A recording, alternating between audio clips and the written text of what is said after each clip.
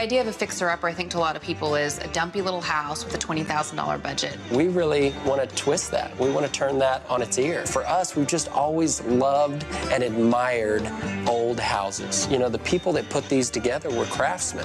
The before is typically this rundown house that looks haunted. For just a normal couple walking in, I just think it's terrifying. I could see why this house sat on the market. It doesn't scare us off. And Chip and Joanna Gaines in action, the husband and wife hosts of HGTV's popular show Fixer Upper, the show that helped fuel this country's obsession with home renovation.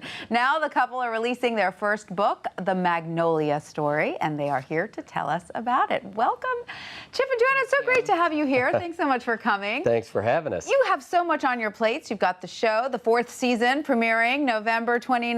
Yes. Congratulations. Thank you. Thank you. 4 kids at home, and now a book. What made you decide to add that to your plate?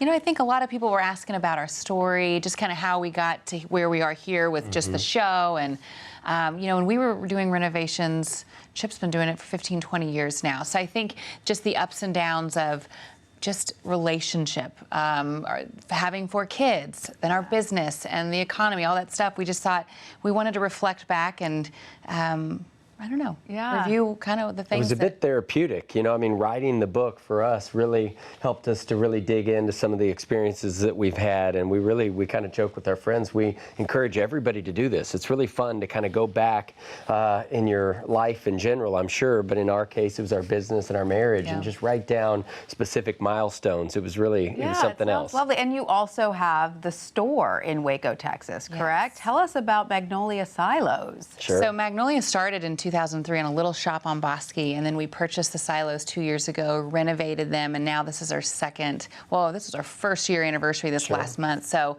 just exciting to see how it's grown. Now it's in this it was once abandoned, and now you see all this life there, and you know, a lot of the people coming to visit Waco. How fun. It's fun. Are you both from Waco? Is that why you focus on that town? Or? We're kind of transplants. I mean, I'm from the Dallas-Fort Worth area. She was from Austin originally, so Waco, ironically, is literally right in the middle of Dallas and Austin. So we kind of met in the middle. We joke about that, but Waco's one of those interesting towns, especially when you're from a bigger city. It's funny being in New York City talking about a big city like Dallas, which is probably a fraction of the size. But you know, when you're from a bigger city and then you settle down, it's fun to, you know, the pace of life was a little bit slower, and it really kind of connected with both of us. Absolutely. And so I loved reading the story at the beginning of your book, which sort of explains how you got the show to begin with, which was about that houseboat and how that was a blessing in disguise. It really was, yes. Chip surprised me. Deep disguise. Deep disguise, the horrible houseboat. I wish we could show footage of that, you know, what it really was, which was just, I mean, I was completely taken by surprise. Had no idea. And I was a little mad. He wanted to move all of us on that houseboat. Well, we were looking for a place to live while the farm was being renovated. So, Chip. And it just so happened the cameras were rolling during all of this. And this was your pilot. Yes. And we were able to see you, though, just be natural in front of it. Took that moment.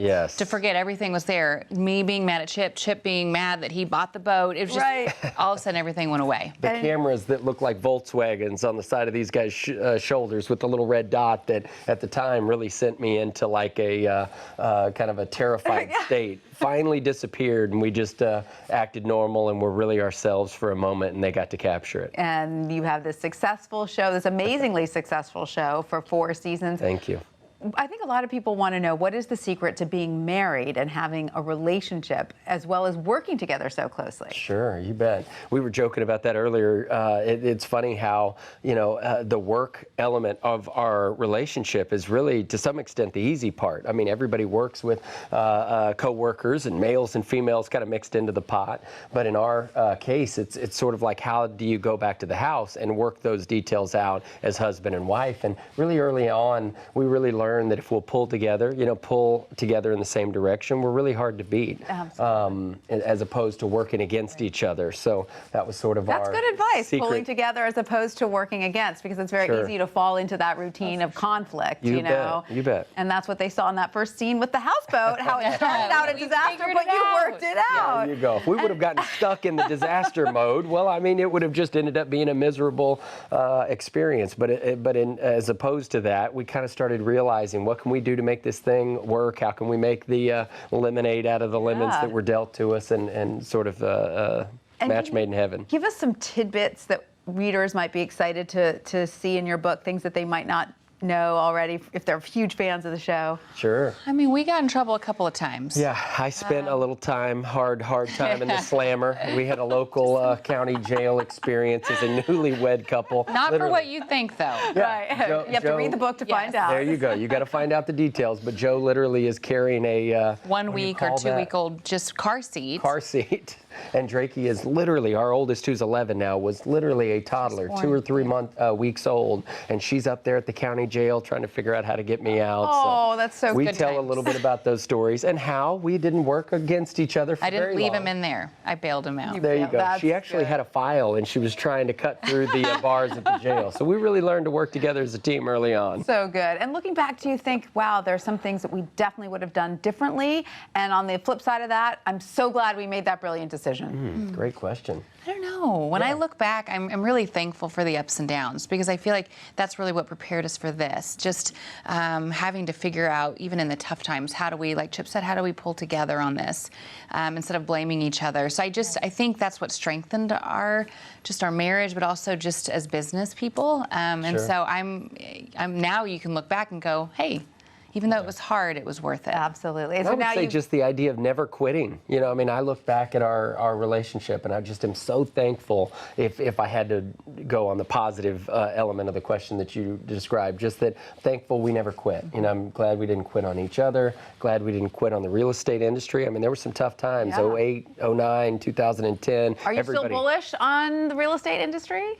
Or Yeah, Waco's is a it- really interesting market. You know, it's a Yeah? very conservative town in the middle of a fairly conservative state. So we didn't realize the massive ups and downs that the rest of the country felt. Right. So, you know, from the real estate standpoint, it's not an easy place to make it rich, but it's a hard place to go broke Right. also. It's a so good, stable- But we're right. bullish for real estate. I think people have gotten wiser. I think people are making more educated decisions, especially when they talk about leverage. I think we're in definitely a better spot than we were to. If you wanted to 10 help years people out with one piece of advice that you think a lot of people get wrong when they're looking to flip or renovate a home, what might that be?